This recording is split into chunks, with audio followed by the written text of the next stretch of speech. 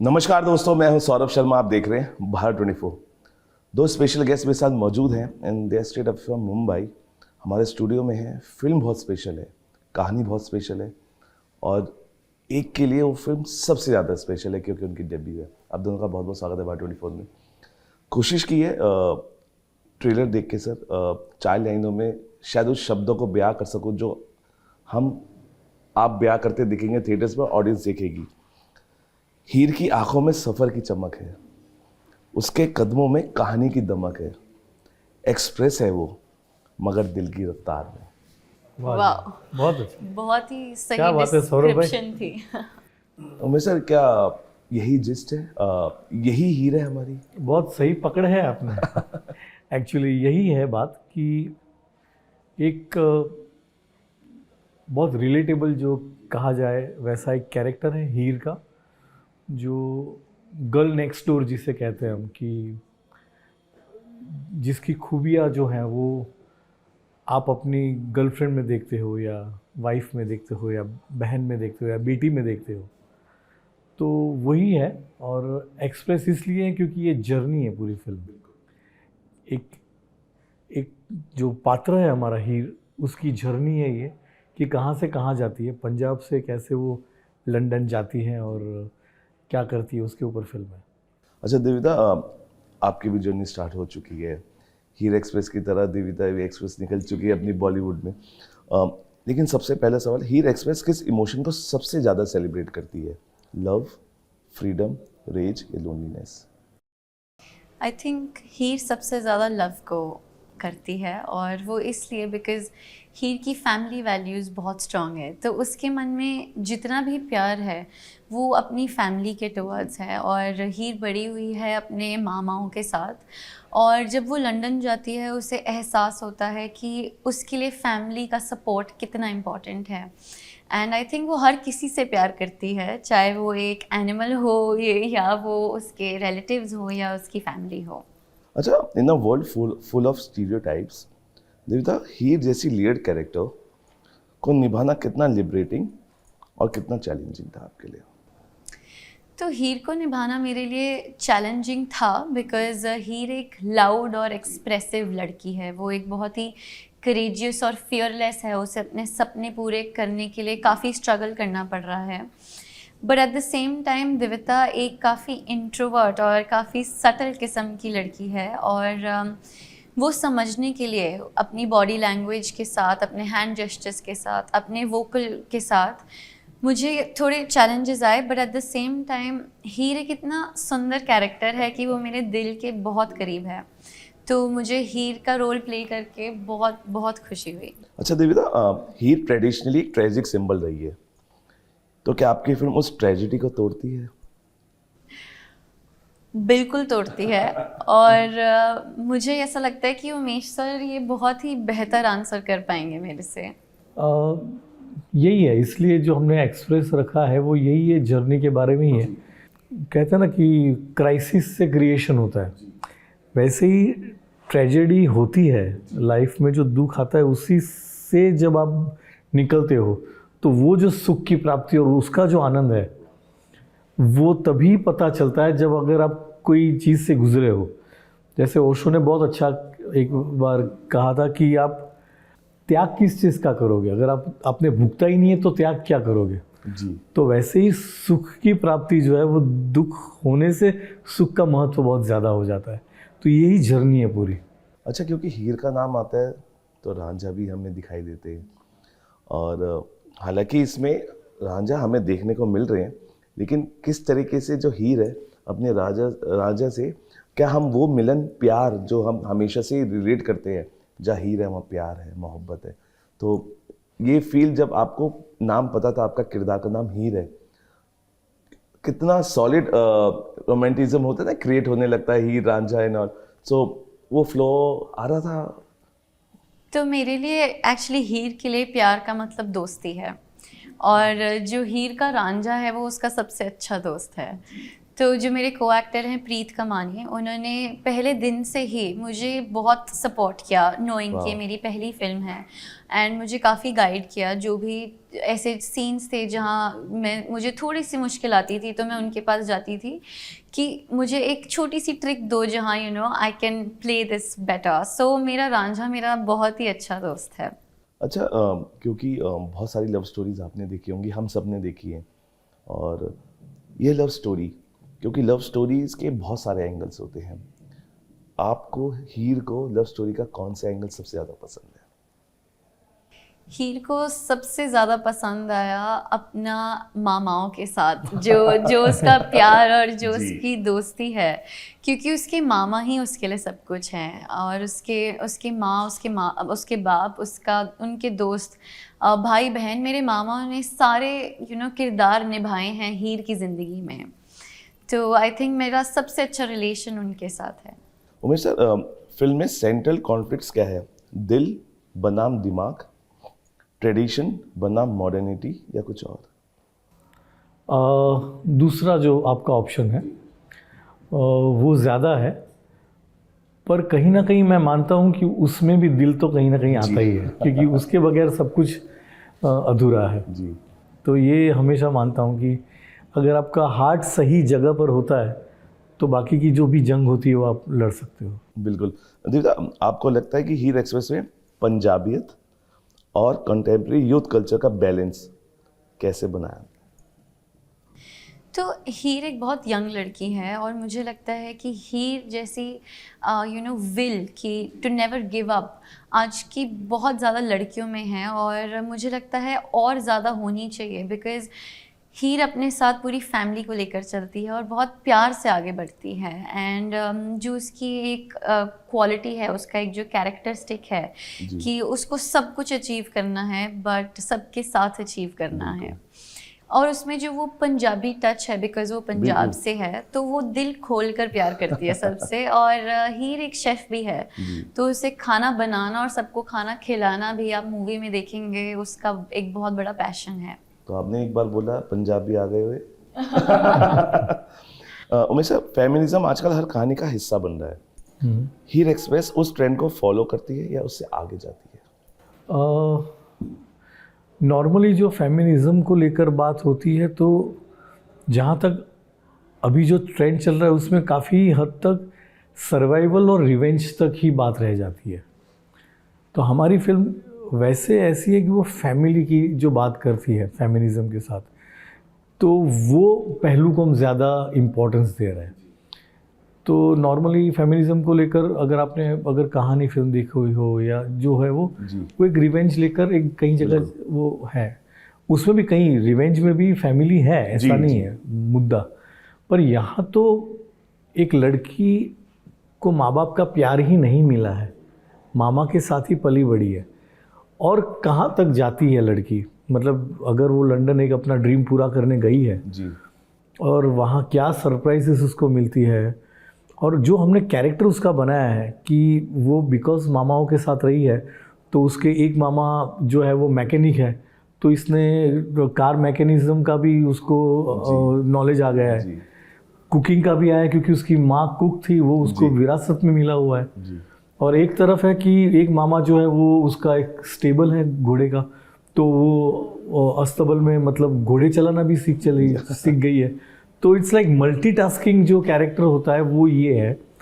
और हमने बहुत अलग एक स्पोर्ट भी ये फिल्म में लेके आए हैं, इक्वेस्ट्रियन, जो कोई फिल्म में आज तक दिखाया नहीं है। वो स्पोर्ट का भी बहुत महत्व है इस फिल्म में। तो यस, तो देविता ने बहुत मेहनत की है ये सब चीज़ें सीखने में। देविता, उमेश सर ने आपको बहुत सारे ऐसे मोमेंट्स दिए होंगे जो भुलाए नहीं जा सकेंगे, बिकॉज पहली फिल्म भी है, और लेकिन सेट पर ऐसा कौन सा मोमेंट था जब आपको लगा हाँ मैं एक्ट्रेस बन चुकी हूँ? बहुत बड़ी मोमेंट है वो तो वैसे तो एक सिलेक्ट करके बताना बहुत मुश्किल है मेरे लिए, बट एक मेरा ड्रीम सीक्वेंस का शूट था, और मैं आशुतोष सर के साथ वो सीन कर रही थी, एंड मैं उस सीन के लिए बहुत ज़्यादा नर्वस थी, बिकॉज वो एक्चुअली सीन हीर और देविता दोनों के कैरेक्टर से काफ़ी डिफरेंट था। उसमें मुझे रोना था, चिल्लाना था और गुस्सा करना था। At a time. Yes, and सामने मेरे आशुतोष सर थे।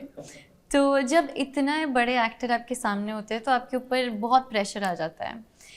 तो जब मैंने ये सीन कंप्लीट किया तो पूरे क्रू ने अपलॉड किया, बट मुझे आशुतोष सर ने स्पेशली आके बोला कि तू बन गई। वाह। और आई थिंक वो एक सीन था, बट अनफॉर्चुनेटली मुझे उमेश सर ने बताया कि ये सीन हम मूवी में नहीं रख रहे, but at the same time मैं बहुत लकी हूँ और मैं बहुत ग्रेटफुल हूँ कि मैंने ये सीन प्ले करने की कोशिश की, because as an actor and as a person मैंने काफ़ी कुछ सीखा उस सीन से। इस फिल्म के लिए क्या क्या चीज़ें नई हुई? हॉर्स राइडिंग पहले करती थी या पहली बार हुई? ये मैंने पहली कौन बार सी चीज़ें पहली बार हुई और बहुत इंटरेस्टिंग हुई होंगी? बिकॉज जब आप किसी चीज़ के लिए, आप कहते हैं ना, हम किसी चीज़ में स्टेप करते हैं और नई नई चीज़ें हमारे साथ होती है, तो ऐसी कौन सी चीज़ें हुई हॉर्स राइडिंग के साथ साथ? सब कुछ जो भी था मेरी लाइफ में सब कुछ पहली बार हुआ। तो मैंने पहले हॉर्स राइडिंग सीखी, 4-5 मंथ्स की ट्रेनिंग थी और मैं काफ़ी बार गिरी और काफ़ी बार खड़ी भी हुई। तो मैं उसमें आपको ट्रॉटिंग करना सिखाते हैं, खून पसीने की मेहनत है। हाँ एकदम बहुत प्रॉपर। बहुत। उसके अलावा मैंने कुकिंग में प्रोफेशनल ट्रेनिंग ली, बिकॉज हीर एक बहुत अच्छी शेफ़ है। एंड जैसे सर ने कहा कि हीर एक मैकेनिक भी है, तो मैंने बेसिक मैकेनिकल ट्रेनिंग ली। अभी तक मैं गाड़ी चला सकती थी, अब मैं गाड़ी ठीक भी कर सकती हूँ। वाह, तो आप गैरेज ओरिजिनल गए और वहाँ पे खुद? हाँ जी, हाँ वाह। जी। ऐसे सीन भी है, मतलब वो फिर जो अगर आप एक्टर सिर्फ मतलब सेट पे ही जाके करना शुरू कर दो जी, तो जी। बहुत फेक लगता है। जी। So she need to understand कि कैसे पकड़ना है, वो पकड़ है या जो भी है, तो प्रॉपर सीक्वेंसेस है वैसे। वाह। Umesha, is Heer Express just a journey of a girl या फिर एक पूरी पीढ़ी की एक आवाज़ है? है एक लड़की की आवाज़, जी। पर रेजोनेट बहुत करती है काफ़ी ऐसे यूथ को जो एक ऐसी जद्दोजहद से गुजर रही है कि जो कहते हैं ना कि प्यार से वंचित रहते हैं, तो उनके लिए ये बहुत ही, मतलब आजकल ऐसे भी आप देखो ना कि जिस तरह से फैमिलीज़ में जैसे हस्बैंड वाइफ दोनों काम करते हैं, तो वो भी एक्चुअली लोनली और अकेले ही हो गए हैं। बिल्कुल। तो उनकी ये आवाज़ है कि वो भी अगर देखेंगे तो उनको पता चलेगा कि प्यार की एक्चुअल अहमियत क्या है। जिसको मिलती है वो कैसे देखता है और जिसको नहीं मिलती है वो प्यार को कैसे देखता है। हम सब जब कॉलेज में होते हैं, किसी को देखते हुए बढ़ते हैं, मूवीज़ देखना बहुत पसंद होता है उनकी। सबसे ज़्यादा मूवीज़ कौन से फेवरेट हीरोइन आपकी रही, एक्ट्रेस रही, जिसको आपने दिल से चाहा हमेशा? तो मेरी लाइफ का टर्निंग पॉइंट और मेरी जो इंस्पिरेशन रही हैं वो आलिया भट्ट मैम है, बिकॉज आई थिंक पहली बात तो वो सबकी फेवरेट हैं जी। और दूसरी बात वो जितना डाइवर्सिटी से हर एक रोल प्ले करती हैं, वो उनका जैसे डायलॉग डिलीवरी है, आई थिंक हर चीज़ मुझे उनके बारे में एक मेरे लिए इंस्पिरेशन है। और इनके अलावा of course Shahrukh Khan sir is everyone's favourite. And मैं जब मूवी आई थी कलंक, जी। तो समथिंग इन मी कुछ ऐसे ट्विच हुआ था और मुझे था कि मुझे अब एक्टर ही बनना है। That was your turning point? That was my turning point. Very nice. Umesha, romance, rebellion और रियलिज्म, तीनों को एक ही ट्रैक पर लाना आसान नहीं होता। आपकी ये फिल्म कैसे मैनेज करती है? कैसे मैनेज करती है? ये तो बहुत अच्छा सवाल है। See it starts with realism. जी। I don't want to reveal much about the story right now, पर it starts with a realism कि आप एक ऐसे वर्ल्ड में जीते हो जहाँ पे आपके पास सब कुछ वैसे है और वैसे नहीं है। आप एक पॉइंट पर आकर आप जो है वो आपको समझ में आती है और आप थोड़े रिबेलियस होते हो। तो ये जो जर्नी है वो वहीं से वहीं तक जाती है। हीर एक्सप्रेस एक मेटाफोर है या लिटरली भी कोई सफ़र दिखता है? नहीं, ये सफ़र ही दिखता है। सिर्फ मेटाफर नहीं है। जी। क्योंकि मेटाफर में क्या होता है जी। कभी कभी कि आप मेटाफर को बहुत सबकॉन्शियस लेवल पे किसी को पकड़ में आए या न भी आए, जी, क्योंकि ये बिल्कुल। मेटाफर है। करेक्ट। सो मेटाफर के लिए आपका इंटेलेक्ट जो है बहुत अलग चाहिए समझने के लिए, पर ये इतनी सरल फिल्म है समझने के लिए कि it's not about metaphor, it's a journey जो सबको समझ में आएगी। That's why I always say कि जैसे 102 नॉट आउट फिल्म में हुआ था Yes. कि 3 जनरेशन एक साथ बिल्कुल। फिल्म देखने जाती थी। इसलिए मैंने पूछा। तो ये फिल्म जो है ये वैसी फैमिली फिल्म है कि आप जो है वो फैमिली के साथ देखने जाओगे तो आपको इसकी अहमियत पता चलेगी। और जब हम ट्रेलर देख रहे थे उसमें लिखा भी हुआ है, एक पारिवारिक फिल्म है ये, और ये एक ट्रीट होता है हमेशा से ही जब आपको आपकी ताकत होती है वो फिल्म की स्क्रिप्ट, जब पूरी पीढ़ी एक साथ बैठकर उस फिल्म को एंजॉय कर सके। सोशल मीडिया का प्रेशर रहता है क्योंकि आजकल सोशल मीडिया भी आपको ट्रीट देनी पड़ती है अपने फैंस को कि दिव्यता क्या कर रही हैं, जिम जा रही हैं, फिटनेस फ्रीक हैं, फिटनेस मोटिवेशन दे रही हैं, या कुछ भी आप कर रहे हैं, एक माध्यम है एयरपोर्ट से बाहर निकल रहे हो वो भी है, स्पोर्टिंग है। आपको लगता है कि ये अब सोशल मीडिया का प्रेशर भी आने लगा है स्टार्स पे? डेफिनेटली सोशल मीडिया का प्रेशर आने हमेशा से जी। ही था, बट अब विद टाइम वो और बढ़ रहा है। बट मैंने आज सुबह एक बहुत ही सुंदर कोट पढ़ा जो मैं अपनी लाइफ पे लागू करूँगी। वो था कि हम 25 लाइक्स जब हमारे इंस्टाग्राम पे हमारी पोस्ट पे आते हैं तो वो हमें बहुत कम लगते हैं, but at the same time अगर आपको कोई रियल लाइफ में 25 लोग आकर कॉम्प्लीमेंट करें Wow. कि आज आप कितने सुंदर लग रहे हो, तो वो हमारे लिए मोर देन इनफ है। सो आई थिंक इस कोट ने मुझे काफ़ी इंस्पायर किया that we are competing against something that is not even real, और हम रियल लाइफ से दूर बिल्कुल। जाई जा रहे हैं because of the real life. But मेरे लिए पर्सनली ऐसा कोई प्रेशर नहीं है अभी तक। अच्छा, ये क्योंकि आप इतनी बेहतरीन तरीके से सवालों का जवाब दे रही हैं, तो एक बहुत ही इंटरेस्टिंग सवाल है। आज की हीर क्या प्रिंस चार्मिंग का इंतजार करती है, खुद ही अपनी कहानी लिखती है? आज की हीर तो खुद ही अपनी कहानी लिखती है। डेफिनेटली। प्रिंस चार्मिंग उन्हें सपोर्ट ज़रूर करेगा, बट कहानी हीर लिखेगी। आपके किरदार में कौन सी बात सबसे रिलेटेबल लगी आपको पर्सनली? जैसा कि मैंने पहले बोला था दैट मेरे लिए और मेरे कैरेक्टर के लिए सबसे रिलेटेबल जो कैरेक्टरिस्टिक है वो सिर्फ ये है कि उसके लिए फैमिली कितनी इम्पॉर्टेंट है और उसके लिए उसकी मॉरल वैल्यूज़ कितनी इम्पॉर्टेंट हैं, जो उसकी इक्वालिटी है बाकियों के लिए, वो रिस्पेक्ट फॉर अदर्स, चाहे वो बाहर के जैसे लंदन के लोग हों या अपने पंजाब के लोग हों या अपनी फैमिली हो या जिनके अंडर वो काम करती है। तो आई थिंक हीर एक बहुत ही full of life kind of a character है। अगर देविता को असली जिंदगी में हीर एक्सप्रेस पकड़नी हो तो उसका डेस्टिनेशन क्या होगा? Not Dubai and Maldives. उसका डेस्टिनेशन आइसलैंड होगा। वाह। सो अब ये डेफिनेटली जब फिल्म आएगी और इसकी सक्सेस पार्टी होगी, उसको करने के बाद डेफिनेटली देविता आइसलैंड जाएगी। सर क्योंकि जब हम इस तरह की एक फिल्म लाते हैं जहाँ पे मुझे लगता नहीं है ऐसी कोई हाल फिलहाल में मैंने फिल्म देखी है जहाँ पे सारी पीढ़ी उसको बैठ के देख सके। ये आपको लगता है ये Hindi cinema, I never call it Bollywood, I was always call Hindi cinema. Hindi cinema का जो रियलिज्म है, जो ग्राउंडेड स्टोरीज हैं, जो हम इसमें अभी देख रहे हैं, आपको लगता है कि वो मिस होती जा रही है? डेफिनेटली मिस होती जा रही है। और यही आइडिया था कि जब ऐसे आज से 20-25 साल पहले भी ऐसा था कि एक्शन मूवीज़, थ्रिलर, हॉरर सब चल रहा था, पर साथ में एक फैमिली फिल्म की भी एक रिक्वायरमेंट थी उस वक्त। बिल्कुल। इफ़ यू सी हम आपके हैं कौन, मैंने प्यार किया या बागबान, ऐसी फिल्में हम साथ चलती साथ भी थी। हैं, हम जी। साथ साथ हैं, सब फिल्में चलती भी बिल्कुल। थी। अभी भी मुझे लगता है कि जिस तरह का भी माहौल है, जिस तरह का इवन हर प्लेटफॉर्म पे जो चल रहा है अभी, तो उसमें मुझे लगता है कि कोई एक फ्रेश ब्रीदर ऐसी फिल्म आए कि जो फैमिली को रेजोनेट करती हो, फैमिली के इमोशंस को बाहर बिल्कुल। लाती हो, बॉन्डिंग की बात करती हो, मॉरल्स की बात करती हो, वो हमेशा वर्क करेगी। और ये फिल्म क्या है कि अगेन ये प्रीची फिल्म नहीं है बिल्कुल। कि आपको संदेश देना चाहती है, मैसेज देना चाहती, इस तरह से मैसेज नहीं देंगे हम। एंटरटेनिंग वे में एक आपको एक कहानी सुना रहे हैं और जिसमें से आप वो जो मैसेज है वो लेकर जा रहे हो। देखिए ये कहानी की ताकत होती है जब आप उसको देख के हंसे, रोए और साथ में खिलखिलाएं। यही सिनेमा है हमारा, और थिएटर्स में यही एंजॉय करने लोग जाते हैं। देविता, अगर आपको अपनी फिल्म के लिए एक टैगलाइन खुद से बनानी हो? एक टैगलाइन खुद से बनानी हो?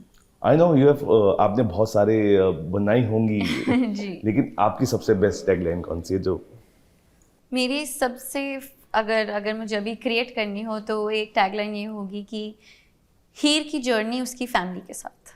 वाह। अच्छा, उमेश सर की कौन सी आपको लगता है कि एक फिल्म है जो रिलीज होनी चाहिए, या अगर बनेगी तो दिव्यता उसमें वो करना चाहिए? It would definitely be oh my god 1, because मुझे याद है जब Beautiful. मैं छोटी थी तो मैं अपनी फैमिली के साथ सच में जी। ये मूवी देखने 6 बार थिएटर गई थी, और मैं बहुत छोटी Wow. थी और फिर भी मतलब मैं बहुत इंक्लाइंड थी इस मूवी की तरफ, तो डेफिनेटली दिस मूवी। मॉडलिंग की दुनिया से फिल्मी पर्दे तक का सफर कैसा रहा, क्योंकि कैमरे के पीछे की दिव्यता ऑन स्क्रीन हीर से कैसे मिलती जुलती है? तो दिव्यता एक बहुत shy kind of a girl है, और हीर एक बहुत लाउड और नीडर kind of a girl bubbly. है जी। तो हमारे फैमिली एक्सपीरियंसेस और हमारी रूट्स, हम हीर और दिव्यता अपनी रूट्स से काफ़ी कनेक्टेड हैं, तो मुझे लगता है वो हमारा एक कॉमन बेस था to connect with each other. अच्छा, दिव्यता, क्योंकि कहते हैं ना कि हम कुछ भी नया करते हैं, अपने आप को और एक्सप्लोर करते हैं। इस फिल्म को करते हुए आपने अपनी कौन सी क्वालिटी को और एक्सप्लोर किया? और सबसे ज़्यादा तो पेशेंस को एक्सप्लोर किया मैंने, बिकॉज एक मूवी शूट करते हुए अगर आप इम्पेशेंट हो गए जी। तो आई डोंट थिंक आप अपने रोल और अपने कैरेक्टर से जस्टिफाई कर सकते हो। और मैंने दूसरा ये एक्सप्लोर किया कि मैं बहुत पैशनेट हूँ, बिकॉज मुझे याद है हम अपना क्लाइमैक्स शूट कर रहे थे एंड काफ़ी ठंड थी क्योंकि हम लंदन में शूट कर रहे थे, और मैं सुबह उठी विद 103 फीवर, तो मैं थोड़ी घबरा गई कि अब मैं कैसे करूँगी मूवी का सबसे इम्पॉर्टेंट सीन। बट उस दिन मेरे अंदर से एक आवाज़ आई कि काम से ऊपर और कुछ नहीं, स्पेशली व्हेन इतनी ज़्यादा क्रू आपका इंतज़ार कर रही है, आपको सपोर्ट कर रही है, और ये सिर्फ आपका हार्डवर्क नहीं, हम सबका हार्डवर्क है। तो उस दिन मुझे काफ़ी बड़ा लेसन मिला कि काम से ऊपर और कुछ नहीं, और जहाँ आपकी विल है वहाँ आप डेफिनेटली अपना बेस्ट देंगे। देखिए, इसलिए एक हमेशा से ही मेरे दिमाग में आता कि मंजिलें हिलती हिलने दो, निशाना अर्जुन के तीर जैसा होना चाहिए। बहुत सही। और मेरे को तो लगता है वो दरियाएं जो अपना किनारा ढूंढ ही लेंगी, और बस बहते जाना है, चलते जाना है फ्लो के साथ, और कारवां जुड़ता रहेगा। उमेश सर जिस तरीके से ट्रीट दे रहे हैं एक और फिल्म के ज़रिए, जहाँ फैमिली मॉरल वैल्यूज़ भी बहुत इंपॉर्टेंट होती है आज की डेट में, जो शायद अभी हम मिस कर रहे हैं। हम देख रहे हैं परिवार डिवाइड हो रहा है। आपको आपके फादर की जब उन्होंने देखा, the best compliment is from fathers. Father always love to see her daughter on screen. एक तमन्ना होती है, कहते कुछ नहीं, लेकिन उनके दिल के कोने से कोई आवाज़ सुनाई दी। तो ये बहुत इंटरेस्टिंग स्टोरी है। ये मेरे फादर का सपना था कि वो एक्टर बन पाए, ओह, तो अब मैं उनका सपना कोशिश कर रही हूँ पूरा और करने स्पेशल हो गया की। यस, और उन्होंने जब ये मूवी जब मैं शूट कर रही थी तो एक चीज़ बोली थी कि मेरा ये सपना था कि मैं तेरे नाम से जाना जाऊँ। तो उससे बड़ा Beautiful. कोई कॉम्प्लीमेंट मुझे आज तक ना कभी मिला, और ना मेरे लिए इससे बड़ा कॉम्प्लीमेंट कभी होगा। एंड मेरे फादर ने मुझे हर स्टेप पे बहुत सपोर्ट किया है, एंड वो कहते हैं कि लड़कियां अपने फादर्स की उंगलियां पकड़कर बड़ी होती हैं, and that is the story of my life. इसलिए उन्होंने आपका जो नाम है वो भी बहुत स्पेशल तरीके से चुना गया था। उसकी भी एक स्टोरी है, खैर वो तो हमें भी पता है। Yes. Umesh, content is the real king. अभी आपको लगता है कि जो पोस्टर बॉयज है, I not name anybody, poster boys की जो होता था कि अगर ये होगा फिल्म हिट होगी, लेकिन अगर आप कंटेंट नहीं है, आप कितने बड़े हीरो को ले लो, आप देख चुके हैं सिनेमा पे, प्रूव हो गया, बहुत हो गया। तो आपको लगता है कि कंटेंट क्यों नहीं आ पा रहा है सर? और अभी भी लोग समझ नहीं रहे हैं, हम हीरोइज्म मिस कर रहे हैं। अमिताभ बच्चन के डायलॉग हैं जैसे आता उनका, आपको लग रहा है वो हीरोइज्म मिस हो रहा है हमारी अभी फिल्मों में? I think because of lot of exposure, जी, इतना एक्सपोजर हो गया है कि काफ़ी फिल्म मेकर्स हैं वो, या इतना देख चुके हैं वर्ल्ड सिनेमा कि वो इंडियन का जो रूटेड जो चीज़ थी इंडियन, उसको भूल के वो एकदम अलग वर्ल्ड में चले गए। तो वहाँ से जो कंटेंट आके उसको एडप्ट करके जो बनाते हैं, तो उसमें वो बात जो हमारी जो थी कि मेरे पास माँ है, या जी, आप खुश तो बहुत हो गए तुम, वो अभी मिस हो रहा है। जी। पर मैं ये भी मानता हूँ कि ऑफ कोर्स ये टाइम पे अगर वो आता तो भी शायद नहीं चलता। बिल्कुल। तो मतलब विद द टाइम सब लोग अपने हिसाब से इवॉल्व हो रहे हैं, तो कभी कभी वो मिस भी हो रहा है और साथ में अच्छा कंटेंट भी आ रहा है। ऐसा नहीं है कि बिल्कुल नहीं आ रहा है। आप बीच में 12th फेल देखो या ऐसा वाह, देखो beautiful। तो यू डोंट फील कि यार वो ये अलग सिनेमा है। लापता लेडीज, लापता लेडीज सच अभी सितारे ज़मीं पे, सीधा। तो काफ़ी फिल्में ऐसी भी आ रही है कि जिसमें ऐसे डायलॉग मारे वैसे डायलॉग नहीं होते, पर फिर भी आपके दिल को छू जाती है और कहीं ना कहीं दिमाग में रहती है फिल्में। सो इट्स अबाउट, कहते हैं ना कि एमिंग अ राइट कोड, तो राइट अगर जगह पर आप निशाना ताकते हो तो वर्क कर जाता है। आखिरी 2 सवाल। उमेश सर, आपको ये भी लग रहा है कि फिल्म जब बनाने से पहले अगर आप कॉर्पोरेट का सोचने लगते हैं, इसलिए भी फिल्म नहीं चलती है? कॉर्पोरेट का सोच के ऐसा नहीं होता है, पर कुछ ऐसा ज़रूर होता है कि भेड़ चाल बहुत हो गई है कि ये चल रहा है तो भी यही बनाओ। अगर एक हॉरर चल गई तो 10 पीछे हॉरर ही बना दो कि ये चल रहा है या ये चल, वैसा नहीं होना चाहिए। हर एक कहानी के पीछे की एक सोच होनी चाहिए कि हम कहना क्या चाहते हैं। So if that is clear then there is nothing, there is no problem. Because देवता, कौन सा जॉनर है? बिकॉज अभी हम आपका एक रोमांटिक एक जॉनर देख रहे हैं, आप किस में अपने आप को एक्सप्लोर करना चाहते हैं? ये मेरा सपना था कि मैं एक फैमिली ड्रामा करूं, बिकॉज़ मैं अपनी फैमिली से बहुत कनेक्टेड हूँ और लकीली मुझे फैमिली ड्रामा ही करने का मौका मिला। पर आगे अगर मैं कुछ कभी एक्सप्लोर करना चाहूँगी तो वो एक एक्शन फिल्म होगी। और जब हम इस मूवी में भी एक्शन सीक्वेंस शूट कर रहे थे तो मैंने सर को कहा था कि अगली फिल्म में मुझसे एक्शन करवाना। हॉर्स राइडिंग तो सिखाई दी, तो अब थोड़ा सा शूटिंग भी सीख लेंगे। इसमें भी किया है, एक्शन किया है, पर without body double, without body double. तो बहुत 1-2 सीन में था जब उड़ के गिरना था तो। पर अदरवाइज पूरे उसने ही किए थे और काफ़ी ह्यूमरस एक चीज़ है। So she really pulled off very well. अच्छा, आपको क्या लगता है, क्योंकि एक आखिरी सवाल है, क्योंकि फ्लैट्स आते हैं ना जब, मेरे को लगता है कि प्रेशर फ्लैट्स कर देते हैं। जैसे फिल्म रिलीज हुई, हम संडे को या मंडे को पता लगता था कि फिल्म कैसी है, लेकिन वी स्टार्टेड गेटिंग, आपने भी देखे होंगे रिव्यूज़ की मैं बात कर रहा हूँ, उसका प्रेशर आपको लगता है कि न्यू कमर्स पे भी, क्योंकि आप डेब्यू कर रहे हैं, होता है कि अगले दिन क्या होगा, फ्राइडे को वो नींद जो 12th एग्जाम से पहले नहीं आती थी, वो अभी फीलिंग आ रही है? डेफिनेटली आ रही है। और जैसे वो रिजल्ट आने से पहले जो बटरफ्लाई होती है, एग्जैक्टली वैसा ही है। और ये प्रेशर है, बट प्रेशर से ज़्यादा रिस्पॉन्सिबिलिटी है।